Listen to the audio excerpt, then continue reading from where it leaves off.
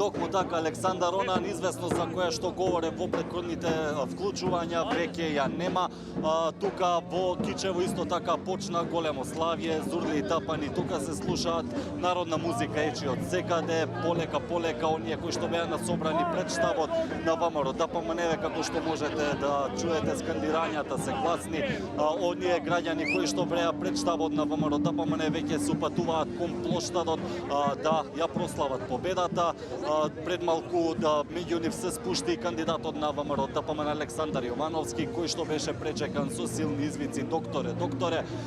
Тие сега се движат кон плоштадот, знамиња има на секаде, дел од граѓаните и ги анкетиравме, ги прашавме што ќе значи ова за Кичево, велат дека по 12 години владење на Дехари, Кичево кое што е единствено и кое што секогаш го негувало со животот, велат дека сега ќе може да тргне напред, па предлагам тука да слушнеме дел од граѓаните кои што ги анкетиравме тука. Се слави победа на нашиот кандидат Александар! Победа на ВМРО ДПМН! Победа! Многу добар човек, дека сака за градот да постигне многу работи, еснав човек, домаќин човек, работен човек, лекар, со големо искуство. Не разликуј двера нација. Нормално позитивна атмосфера, зошто да не, после 12 години редно беше да се смени нешто, се надеваме на добро.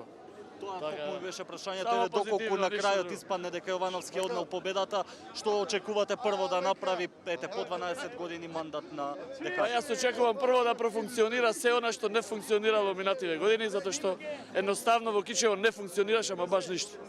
Така да осем тие лични нивни интереси што си ги има. Така да мислам дека ќе почне се во најдобар ред, да почне со позитивна енергија.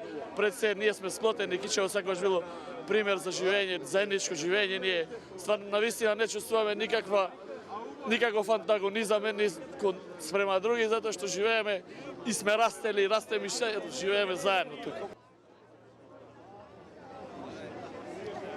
Так, како што споменав, тука сите се движат на кај плоштадот, славењето тука допрва почнува.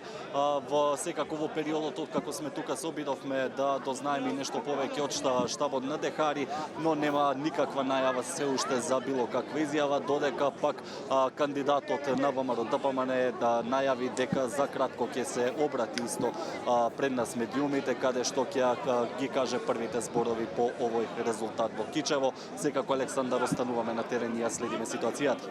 Така ден ге очекуваме пресконференцијата на новиот градоначалник на Кичево.